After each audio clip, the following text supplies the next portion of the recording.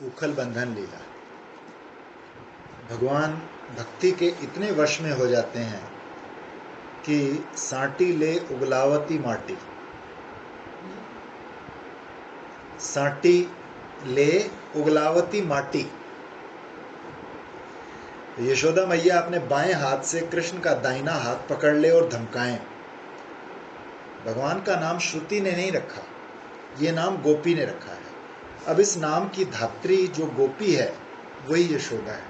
तो इतना सौभाग्य यशोदा को कैसे मिला?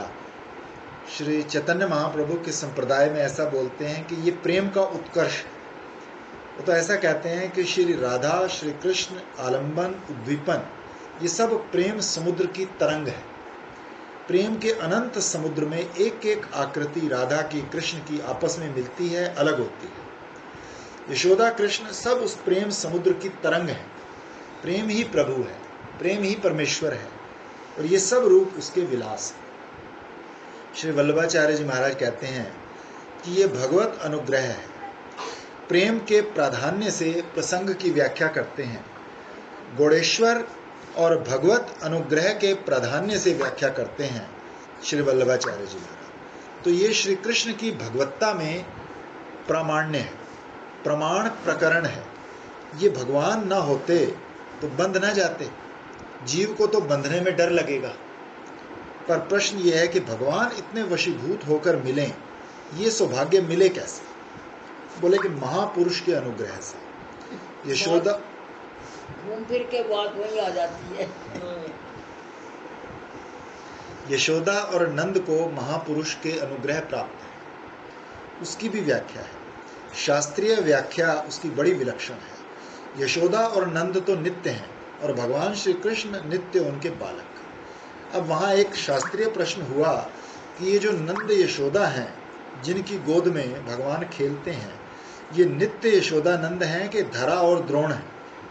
धरा और द्रोण को तो महापुरुष अनुग्रह से नंदत्व, यशोदात्व प्राप्त हुआ, ये तो अनुग्रह जन्य है। और गोलोक में जो नंद यशोदा हैं वो नित्य है। धरा और द्रोण को महापुरुष की कृपा से नित्य नंद और यशोदा से तादात्म हो जाता है। तो अनुग्रह सिद्ध नंद और अनुग्रह सिद्ध यशोदा नित्य सिद्ध नंद और नित्य सिद्ध यशोदा से तादात्म्य उत्पन्न करके भगवान की बाल लीला का अनुभव करते हैं। और भगवान को भी बाल लीला का आस्वादन लेना, इसलिए वो उनकी गोद में आ गए। दोनों तरफ की बात। तो ये तादात्म्य उत्पत्ति हुए कैसे? बोले कि महापुरुष के अनुग्रह से। इस तादात्म्यपत्ति से केवल इतना ही नहीं कि यशोदा मैया साटी लेकर माटी उगलाती है। यशोदा मैया के इतने वश में है कृष्ण कि स्तन्य काम हो गए, उनके स्तनपान करते हुए अतृप्त हो गए, उनके छोड़ने पर संजात कोप हो गए, उनके भय से पलायमान हुए। काम भी आ गया, क्रोध भी आ गया, पलायन भी आ गया। चौर्य विशंकिते क्षण हुए, कृतागस हुए, रोदन किया और अंततो गत्वा बद्ध हो गए। महापुरुष जिसके ऊपर कृपा कर दे वो भगवान को बांध कर रख दे। एक बात। अब दूसरी बात ये बताई कि यशोदा मैया तो यशोदा मैया, ये नलकूबर और मणिग्रीव महान अभिमानी, बांस की तरह जिसकी पीठ की रीढ़ होए उसको नलकूबर बोलते हैं, माने बांस। नल माने बांस। श्रीमद् भागवत में नल शब्द का प्रयोग बांस के लिए आया है। नारद उपाख्यान में प्रारंभ में बताया है, जो अभिमान से इतने उच्छृंखल कि कभी झुके नहीं, शराबी, धन मदांध, स्त्री लंपट, नग्न, महापुरुष के सामने धृष्टता करने वाले, पर महापुरुष कृपा कर दे तो। यशोदा मैया तो केवल बांधती है और यहाँ तो अपने बद्ध रूप का दर्शन देने के लिए जाते हैं। यशोदा मैया ने बांध लिया और बंद करके भगवान गए क्या करने? नलकूबर मणिग्रीव का उद्धार करने के लिए, जड़ का उद्धार करने के लिए। मैया का तो प्रेम आधिक्य से बांधना है, परंतु नलकूबर मणिग्रीव के पास तो अनुग्रह आधिक्य से जाना है। आप ये जानते हैं कि सनक आदि के उद्धार में भगवान को कोई परिश्रम नहीं करना पड़ता, संकल्प भी नहीं करना पड़ता। नारद शुक आदि का उद्धार करना हो तो भगवान को कोई श्रम करना पड़ेगा, वो तो पहले से ही उद्धृत ही है। स्वयं उनका उद्धार तो होया ही हुआ है, परंतु जहाँ राजस हो वहाँ बाण चलाना पड़ता है, शिशुपाल को चक्र मारना पड़ता है, तब उसका उद्धार हो। और अत्यंत तामस हो, वृक्ष हो, तब क्या करना पड़ेगा भगवान को? तब संकल्प मात्र से उद्धार नहीं, तब भगवान को अपनी कमर में उखल बांधकर उनके पास उद्धार करने के लिए जाना पड़ता है। ये बात जरूर है कि भगवान के साथ अगर रस्सी भी बंध जाए, उखल सरीखा जड़ भी बंध जाए, तो उसमें भी जड़ोद्धार की शक्ति आ जाती है। जो भगवान के साथ बंध गया वो दूसरे का उद्धार करने में समर्थ हो जाता है, भले ही वो खल क्यों ना हो, भले ही वो बंधन की साधन भूत रज्जू ही क्यों ना हो, उसमें भी उद्धार का सामर्थ्य आ जाता है। अब देखो, जब देव ऋषि नारद के मन में निर्मर्याद अनुग्रह का उदय हुआ, हमारी भक्ति उनको मिल जाए और हमारे प्यारे भगवान उनको मिल जाएं, बोले कि आओ जरा संगीत से अपने हृदय को तर कर। और वही संगी है, ये साधु व्यवहार में समदर्शी होता है। सुख आए, दुख आए, संकट आए, विपदा आए, लेकिन वो समदर्शी, जो होए सो होए। तो उसके लिए धनी और गरीब का भेद नहीं, वो धनी के घर में भी जा सकता है, गरीब के घर में भी जा सकता है। धनी से कोई शत्रुता नहीं, ना मैत्री, ना गरीब से कोई शत्रुता और मैत्री। सम माने तुल्यदर्शी। सम शब्द तुल्य शब्द का पर्यायवाची है, सर्व शब्द का पर्यायवाची नहीं। सबको बराबर देखता है ऐसा नहीं, समदर्शी माने जो सर्वत्र साक्षात अपरोक्ष ब्रह्म है, उसको सर्वत्र देखता है। सबने भगवान को देखना, जो पोदार जी ने साधन में लिखा। सम सर्वत्र उसको राधा कृष्ण ही दिखते हैं, जहां देखते हैं वहीं राधा कृष्ण दिखते हैं, लक्ष्मी नारायण दिखते हैं। तो जो समदर्शी है उसको सूर्य चंद्र के रूप में भी भगवान चमक रहे हैं। पृथ्वी में गंध है, जल में रस है, अग्नि में तेज, आकाश में शब्द, सर्वत्र उनकी ही प्रभा हो रही है। समदर्शी तो वो है जिसको सब जगह भगवान दिखे। जिस वो आशा कहती है, उसको दिखते भी हैं।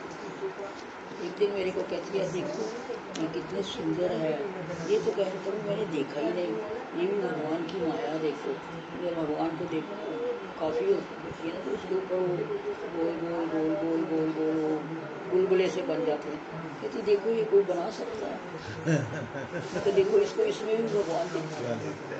उसकी अपनी आस्था बड़ी पक्की है। मेरे को दिखा के कहती है कभी तुमने ये देखा है? देखो मैं तो आज ही देखा ये, भगवान कितने सुंदर बुलबुले बना रखे हैं। जिसकी नजर अपने प्रभु पर जम गई तो उसके लिए गरीब क्या और धनी क्या। पर एक बात ध्यान में लो, धनी में 3 दोष हैं। धन स्वरूप से ही मलिन है। क्यों? हमारी आंख भगवान की ओर से हटाकर अपनी ओर खींच लेता है। और फिर भगवत तत्व का, भगवदीय तत्व का अभिमान नहीं होता, धनित्व का अभिमान होता है। अभिमान को रूपांतरित कर देते हैं। और तीसरा दोष, तृष्णा बनी रहती है। तृष्णा भी भगवान की लालसा नहीं, भगवान की प्यास नहीं, अपने अहम की प्यास बुझाने की लालसा। कल आपको सुनाया था, गरीबों में 2 दोष नहीं होते, एक तो धन दोष स्वरूप से नहीं होता और दूसरे धन अभिमान नहीं होता, बाकी रही तृष्णा। तो जो स्वयं असत है, असत पुरुषों के आश्रय हैं, धन स्तंभ हैं, वो उपेक्षणीय है। उनसे द्वेष भी मत करो, उनके दोष की चर्चा भी मत करो। जिस रास्ते जाना नहीं उधर कितने मील हैं, इसकी चर्चा की क्या जरूरत। परंतु दरिद्र की शुद्धि जल्दी होगी। क्यों? क्योंकि उसमें दोष की न्यूनता है, एक ही दोष है, केवल तृष्णा। ना धन है, ना धन का अभिमान है। तो संत के पास गए और तृष्णा मिटी। उसके बाद आराध। अरे संत दूर है तो उसकी हवा लगने से शुद्ध हो जाता है, दूर से शुद्ध हो जाते हैं। सभी पाप समीप मात्र से शुद्ध हो जाते हैं। आपने पिंगला वैश्य का जो निर्वेद हुआ था वो सुना होगा। वो कैसे हुआ था? एक दिन दत्तात्रेय जी महाराज घूमते हुए उस मोहल्ले में चले गए। उसके घर के सामने कोई बट का भारी पेड़ था। उसके नीचे जाकर दत्तात्रेय जी आसन लगाकर बैठे। इतने में जोर से हवा चली और वो गणिका की खिड़की में घुस गई। तो ज्यों गणिका की खिड़की में दत्तात्रेय भगवान के शरीर की वायु जाकर लगी तो वैराग्य आ गया। उस वेश्या की तृष्णा मिट गई, भोग की कामना मिट गई। तो यहाँ जो समता का वर्णन है वो भी बड़ा विचित्र है। देखो, ये समचित्त तो है, परंतु ऐषणा से मुक्त नहीं है। साधु तो वो होता है जो ऐषणा से विनिर्मुक्त हो। पुत्र ऐषणा, वित्त ऐषणा, लोक ऐषणा, इन तीनों से विनिर्मुक्त होए तब संत होता है। वो कहते हैं पुत्रेषणा वित्रेषणा तो खत्म हो जाती है, लोकेशना करना बड़ी कठिन। सब दुख लोक ऐषणा तीन, तही कर मति इन कृत न मलीन। बोले कि ये साधु कैसा? साधु यूं है कि लोक में कोई ऐषणा नहीं है, दुनिया की कोई चीज उसको नहीं चाहिए, कोई आए कोई जाए चित्त सम, पर एक ऐषणा उसके मन में बनी हुई है। कहने का अभिप्राय यह है, जिस संत का यहाँ वर्णन कर रहे हैं वो भक्त है, मुकुंद चरण ऐषणिया। उसके मन में एक ऐषणा है कि हमको मुकुंद चरण की प्राप्ति हो। आपने सुना होगा 8 सिद्धि 9 निधि होती हैं, तो एक ये भी है मुकुंद निधि। ये जिसको मिल गई बस फिर क्या पूछना, और कोई निधि नहीं चाहिए। बस इच्छा ये है कि हमको मुकुंद निधि मिल जाए, सबका खजाना जो मुकुंद है वो मिल जाए, जो मुक्ति दे सब आसक्ति उत्पादन द्वारा अपने प्रति प्रेम उत्पन्न करके जो दुनिया से मुक्त करता है। कोई आदमी अगर चाहे कि हम किसी से प्रेम भी करें और दुनिया में फंसे भी रहें, तो फंसना और मुक्ति दोनों एक साथ नहीं हो सकता। तो भगवान पहले अपने में प्रेम उत्पन्न करवाते हैं, और जब भगवान में प्रेम उत्पन्न हो जाता है तो संसार से मुक्ति हो जाती है। हृदय में प्रेम देकर मुक्ति का खंडन कर दें, अथवा जिनके मुख पर कुंद के समान हास क्रीड़ा करती है वो मुकुंद। जिनको मुकुंद पद की निधि मिल गई उनके लिए धन की अपेक्षा स्वाभाविक है। क्यों? बोले कि निरवधि निधि की प्राप्ति कर ऐसा कौन सुधी है जो अल्पदर्शी हो जाए, अल्प वस्तु को चाहे। अब नारद जी ने संकल्प लिया कि इस समय यदि इनका उद्धार नहीं हुआ तो भगवान का अवतार क्या हुआ। इनको भी, ऐसे लोगों को भी भगवान मिलने चाहिए। ये मदपान करके तो मत हैं, श्री मदांध हैं, लोकपाल के पुत्र होकर भी तमप्लुत हो गए हैं।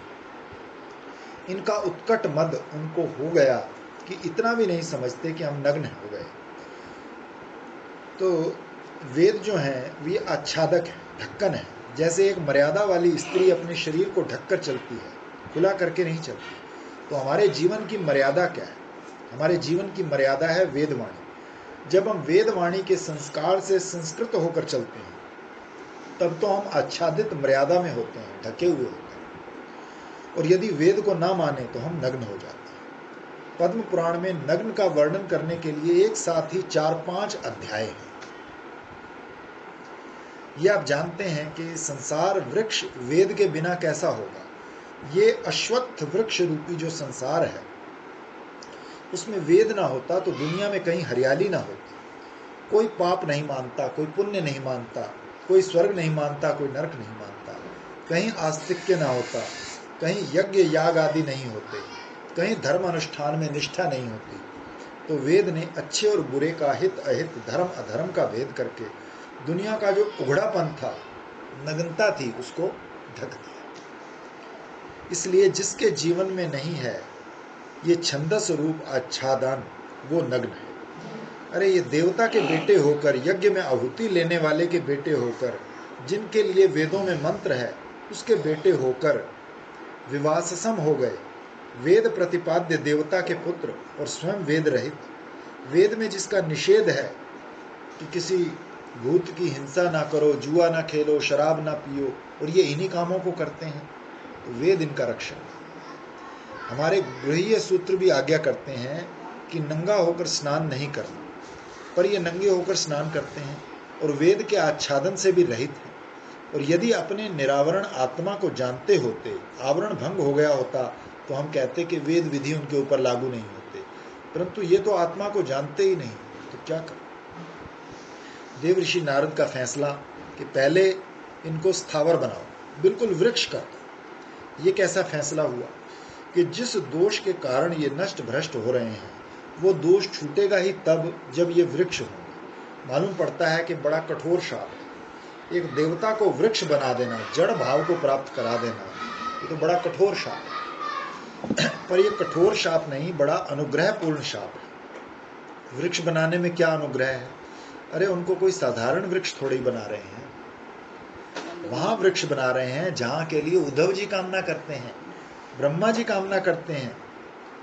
इन्हें तो ब्रज का वृक्ष बनाते हैं। नारद जी ने शाप दिया, जाओ वृक्ष हो जाओ, वहां मेरे प्रसाद से तुम्हें स्मृति बनी रहेगी और मेरा अनुग्रह है कि जो फल मुझे मिलता है वही भगवान तुम्हारे पास आएंगे और फिर तुम लोग देवता हो।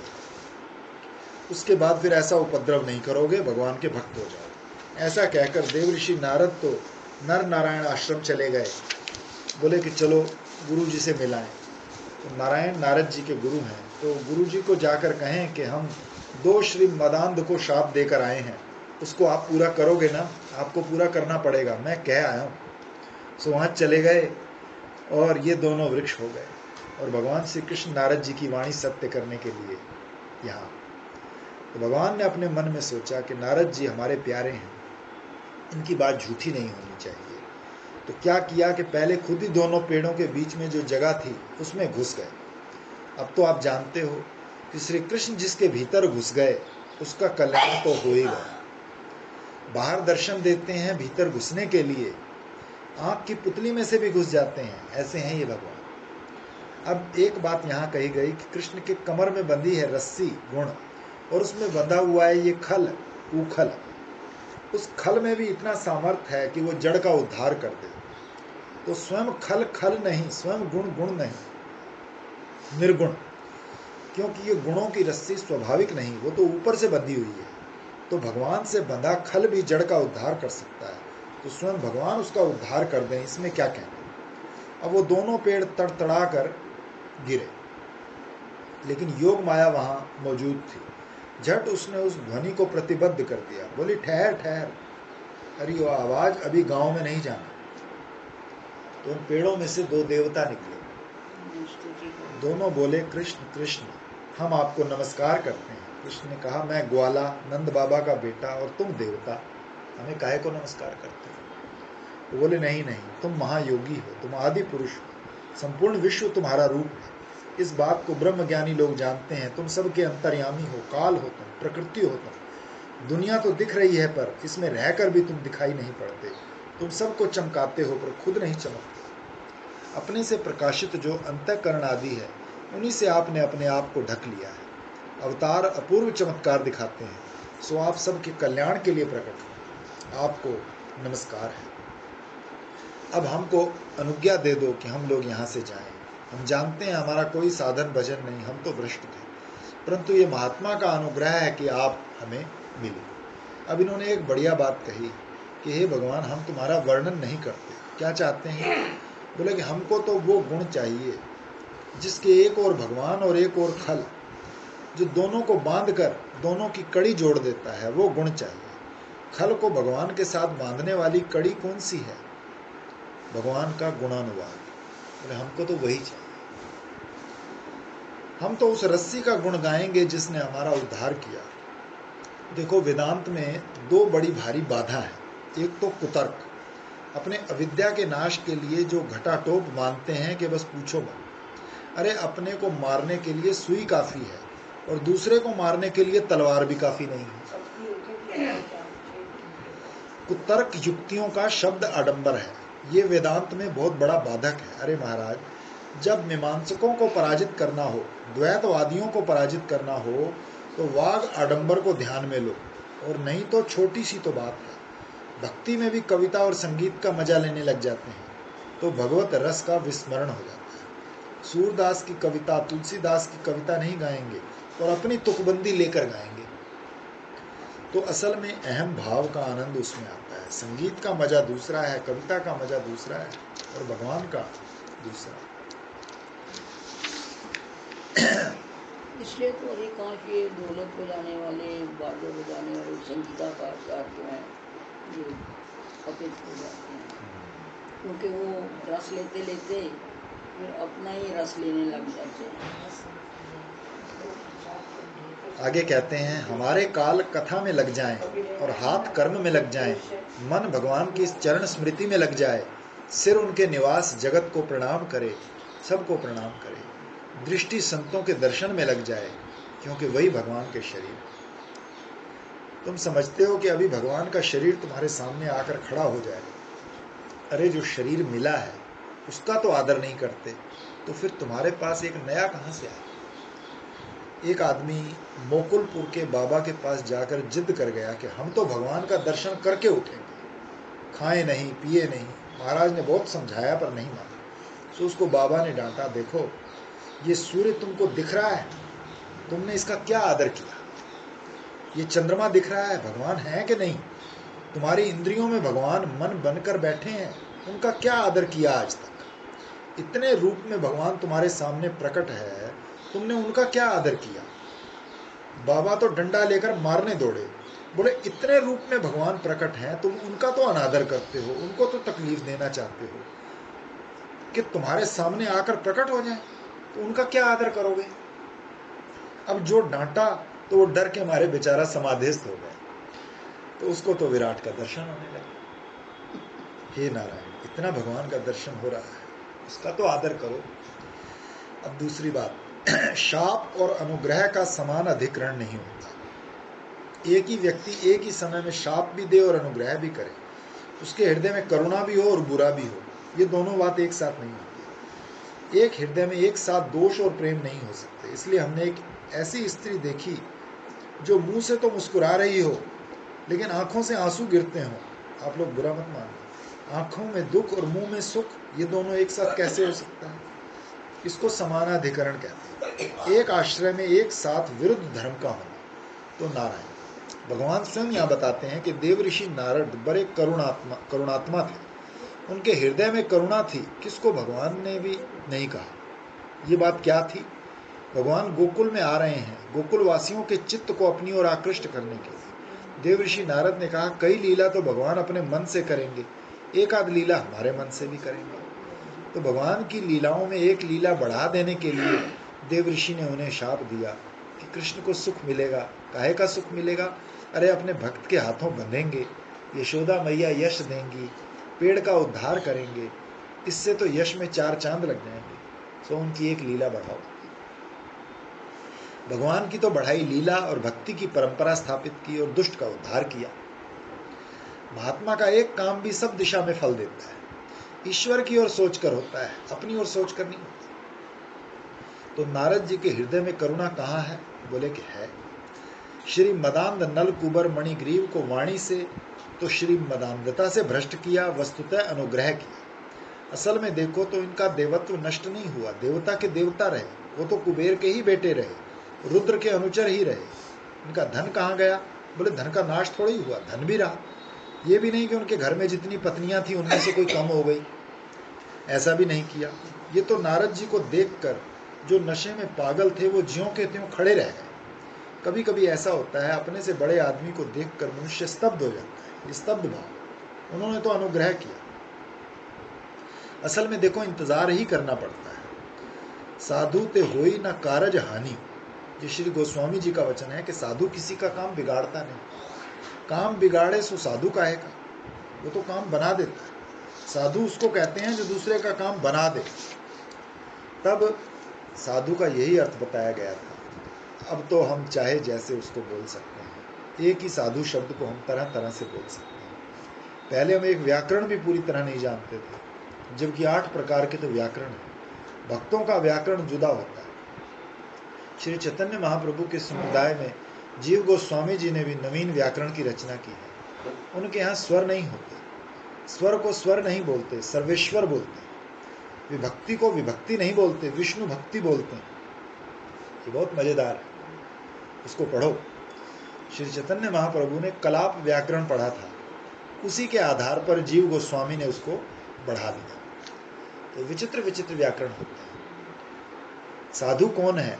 बोले कि उसके चित्त में संसार के लिए वैषम्य नहीं है, कोई आए कोई जाए, कोई मरे कोई जिए, जैसे दिन आता है और जाता है, रात आती है जाती है, काल के अवयव जैसे स्वभाव से आ जा रहे हैं, देखो हमारा हाथ हिलाने से पूर्व पश्चिम उत्तर दक्षिण जैसे बदलते जा रहे हैं, वैसे मिनट मिनट बदलता जा रहा है। सारी दुनिया चरखे की तरह घूम रही है। उसको ईश्वर ने एक बार घुमा दिया, ये मनुष्य के रोके रुकती नहीं। इसमें दुखी कौन होता है? इसमें दुखी वो होता है जो उसको पकड़कर रोकना चाहता है। रुकेगा तो कुछ नहीं, रोकने वाले का हाथ ही टूटेगा। यही इसका नियम। बाप लाख कहे कि बेटा हम जैसा चौका में बैठकर खाते थे तुम भी वैसे ही खाओ, बेटा नहीं मानेगा। एक निमंत्रण पत्र अभी कल या परसों विवाह का मिला, माता पिता की ओर से नहीं, जिस लड़की लड़के का विवाह है उन्हीं की ओर से निमंत्रण मिला है। उन्होंने अपनी ओर से निमंत्रण छपवाया है, आप हमारे विवाह में सम्मिलित होइए। आजकल यही हो रहा है। आजकल ऐसे ही बंद मिलते। अब जो 90-100 वर्ष के लोग हैं वो क्या कहेंगे? बेहया है, यही तो कहेंगे, लेकिन उनको कोई रोक नहीं सकता। तो ये तो बहती हुई दुनिया है, इसको मुट्ठी में करने की कोशिश मत करो, इसका मजा लो, इसका तमाशा देखो। वो देखो, कहते हैं इसका मजा लो, तमाशा देखो। जैसे इसकी पोती ने लिख दिया ना हमने एंगेजमेंट कर लिया, तो उसमें आक्षेप करने की जरूरत नहीं, मजा लो कि हाँ कर लिया, बहुत अच्छा, थैंक यू, आशीर्वाद। बोले ये तो सिनेमा के चित्रपट हैं, ये बदलते जा रहे हैं। ये टेंशन ही नहीं है, आप टेंशन ही है लड़का के लिए लड़की देखना, इस तरह से लड़कों की टेंशन है माँ के लिए। साधु में देश काल वस्तु और वस्तु चलो तेरे में बेटे ने जो ढूंढ लिया, तुम्हें कोई जरूरत देखो आप क्या करके आएगा। व्यक्ति और जाति और कर्म और कर्तापन भोक्तापन ये बहा जा रहा है। ये पापी आया, ये पुण्य आत्मा आया, डम डम डम डम डमरू बजाया कि देख ले तमाशा। तो बहते हुए का तमाशा देखो, रोकने की कोशिश मत करो। संसार कभी रुका नहीं। सो साधु समचित्त अपनी जगह पर बैठा हुआ है। दुनिया की ओर से अपने चित्त को सम कर दो, होनी होवे सो होवरे। किसी को मरने से रोक नहीं सकते, किसी को जाने से रोक नहीं सकते, किसी को बदलने से रोक नहीं सकते। तो इधर से अपना ध्यान सम रखो, आग्रह सम रखो। बोले कि करें क्या? बोले भगवान के चरणों में अपने आत्मा का निवेदन करो। श्री कृष्ण तुम्हारा हो, जैसी तुम्हारी मौज हो वैसे रखो। जाही विधि राखे राम, ताही विधि रहिए। गंगा किनारे रखे तो गंगा किनारे, जमुना किनारे रखे तो जमुना किनारे, समुद्र किनारे रखे तो समुद्र किनारे, पहाड़ पर रखे तो पहाड़ पर रखो। जो थारी राय जिसो मारी राय। प्रलय करो तो प्रलय, सृष्टि करो तो सृष्टि। आत्मनिवेदन कर दो, जगत की घटनाओं में अपने चित्त को सम रखो और अपने को भगवान के प्रति निवेदन कर दो। ये संत का स्वरूप। संत को जो प्रेरणा आती है वो बाहर देखकर, भीतर प्रेरणा नहीं आती। बाहर की घटनाओं को देखकर और अंतःकरण का परिचालन, ये पौरुषेयता के द्वारा अंतःकरण का परिचालन, और भीतर से ईश्वर की तरफ से ईश्वर की प्रेरणा से अंतःकरण का परिचालन, ये अपौरुषेय वैदिक प्रेरणा है। माने जो अपने संस्कार और विकार से अतीत है, उसके प्रभाव मात्र से जो प्रकाशित हो रहा है, जो जगमग जगमग ज्योति जल रही है, वो संत का अंतःकरण है, जिसका चित्त निर्विषय है। बाहर का असर चित्त पर मत पड़े, और हृदय शीतल है, अपना दिल ठंडा रहे तो दुनिया ठंडी है। भागवत में ये लिखा है, जब अपने पाँव में जूता है तो सारी धरती चाम से ढक गई। आया ध्यान में? जब पाँव में जूता है तो जहाँ भी धरती पर पाँव रखोगे वहाँ चाम पर ही तो रहेगा। तो अपने दिल में ईश्वर को भर लो, सारी दुनिया में ईश्वर है। रोज यही बात कहते हैं, यही विचार। एक बात ये भी मन में आती है कि ये संत महात्माओं की बात है, हमारी नहीं है। एक बार ये बात मैंने एक महात्मा के सामने कह दी। ये बात अब से समझो 40 साल पहले की है। अभी वो महात्मा हैं, पूर्व में तो बड़े सिद्ध के रूप में प्रख्यात थे। उनका नाम है त्रिदंडी स्वामी विश्वक सेनाचार्य। तो महात्मा भी एक रस है, हम उनकी प्रशंसा करते हैं। वैष्णव हैं, सिर्फ दूध पीकर गांव के बाहर रहते हैं। उन्होंने कोई बात बताई थी कि ये करो, तो मैंने कहा महाराज ये मुझसे कैसे होगा? एक तो केवल दूध पीते हैं, सो गर्मी शरीर में, जो लोग भूखे रहते हैं वो जरा गर्म जल्दी होते हैं। तो वो नाराज हो गए। बोले कि तू ब्राह्मण का छोकरा और तुम्हारा योगोपवित संस्कार हुआ, गायत्री का जप करता है, ईश्वर का ध्यान करता है, परमार्थ के रास्ते में चलना चाहता है, तू ये काम नहीं करेगा तो क्या पशु करेगा? ये तेरे लिए है, पशु के लिए नहीं है। जीवन में संत मिलना चाहिए। कैसा संत? जिसने अपनी आत्मा को भगवान के साथ मिला दिया, आत्मसमर्पण कर दिया और दुनिया के बारे में सम हो गया। ऐसा महात्मा मिले तो तुम्हें कभी बंधन नहीं होगा, पराधीनता नहीं होगी, गुलामी नहीं होगी। क्या बात है? बंधन क्या है? देखो, बंधन बाहर नहीं होता, रस्सी का बंधन नहीं है। भगवान ये बताते हैं हमारे अंदर कोई बंधन है ही नहीं। जो हमारे साथ अपने को मिला देते हैं उनमें भी बंधन नहीं होता। जैसे नारद जी ने अपने को हमारे साथ मिला दिया, सो नारद में बंधन नहीं होता। नारद का जो दर्शन करेगा उसमें भी बंधन नहीं है।